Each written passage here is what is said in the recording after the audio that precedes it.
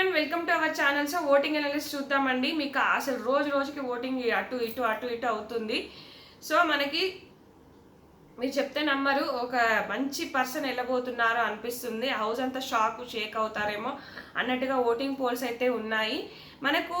So తనుజాకి అయితే మంచిగా ఉందండి. తనుజాకు అయేషా ఏవైతే పాయింట్స్ చెప్పిందో అయేషా అవే చేస్తుంది. ఏడుస్తుంది, రక్కుతుంది, ఒర్రుతుంది, ఇదే అవుతుంది అయేషా. సో అయేషా ఎంత టార్గెట్ చేసిందో ఇప్పుడు అయేషా కనుక నామినేషన్ తనుజ కనుక నామినేషన్ చేయాలంటే అయేషా క్లియర్గా నామినేట్ చేసేస్తుంది.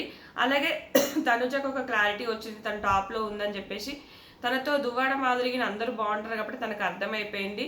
నాన్నగారితో కూడా అదే చెప్తుంది, మనం ఇలాగే ఉందాం, ఎవరో ఏదో చెప్పారని మనం మారాల్సిన అవసరం లేదు. బాగా మంచిగా ఆలోచిస్తుంది, బాగా ఆడుతుంది. సో ఖచ్చితంగా టాప్ 1లో ఉంది. అలాగే సుమన్ శెట్టి గారి ప్రభంజనం, సుమన్ శెట్టి గారికి ఓటింగ్ ఉంది. అలాగే కెప్టెన్ అయ్యాడు.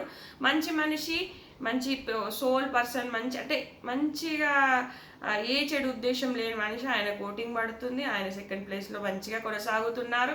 ఇక మన డీమాన్ వచ్చేసి అటు ఇటు కాకుండా ఇటు అయేషాతో, అటు రమ్యతో, ఇటు రీతుతో అటు ఇటు కాకుండా అటు ఇటు ముచ్చట్లు పెడుతూ ఇటు ఫ్రెండ్ అంటాడు, ఇటు లవ్ అంటాడు, ఇటు కలికాలం అంటాడు, ఇటు హగ్గు చేసుకుంటాడు, ఇటు కొట్టుకుంటాడు.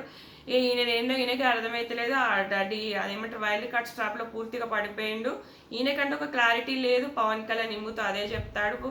డీమాన్ అండ్ రాము ఇద్దరు పవన్ కళ్యాణ్ వైల్డ్ కార్డు గ్రాప్లో పడ్డాడని చెప్పేసి మనకు ఇమాన్యుయల్ పవన్ కళ్యాణ్ డిస్కషన్ సూపర్ ఉంటుంది. చాలా బాగా మాట్లాడాలనిపించింది నాకు ఈ రాము గురించి, డీమాన్ గురించి. అసలు మన పక్కింటోడా, మన ఎదిరింటోడా, మన వెల్విషరా, వీళ్ళు ఎందుకు మన మంచి కోసం చెప్తారు అనేది పవన్కి అర్థం కావట్లేదు, రాముకి అర్థం కావట్లేదు. వాళ్ళ మాయలో పడిపోయారు అన్నట్టుగా మాట్లాడుకుంటారు. ఇంకొకటి వచ్చేసి మనకు దివ్యకైతే దువ్వాడ మాదిరి కారణంగా ఓటింగ్ పడుతుంది. దువ్వాడకు వ్యతిరేకంగా గట్టిగా ప్రతి పాయింట్ వచ్చినప్పుడు మాట్లాడుతుంది.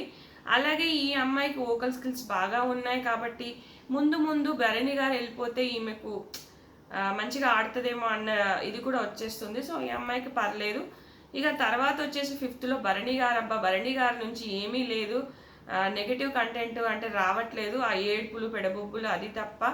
అలాగే నాకు షోల్డర్ ఇంజురీ కూడా ఉంది. ముందు టాస్క్ల పరంగా కూడా ఇతన్ని తీసేస్తారేమో, ఎందుకంటే ఈయనకు ఓటింగ్ కూడా తగ్గుతుంది.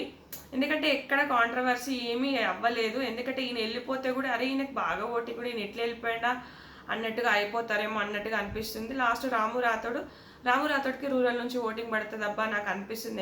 ఎందుకంటే ఊరోళ్ళు పోల్స్లలో అక్కడిక్కడ పార్టిసిపేట్ చేయరు కాబట్టి నాకు 100% ఎందుకో భరణి గారు వెళ్ళిపోతారా అన్న ఒక ఇది వచ్చేస్తుంది. భరణి రాము ఇద్దరిలో ఒకరు పక్కా వెళ్ళిపోతారబ్బా నాకు 100% అనిపిస్తుంది. దివ్య ఉంచుతారేమో అని నాకు అనిపిస్తుంది. నచ్చితే ఖచ్చితంగా లైక్ చేయండి, ఫాలో అవ్వండి. Thanks friends.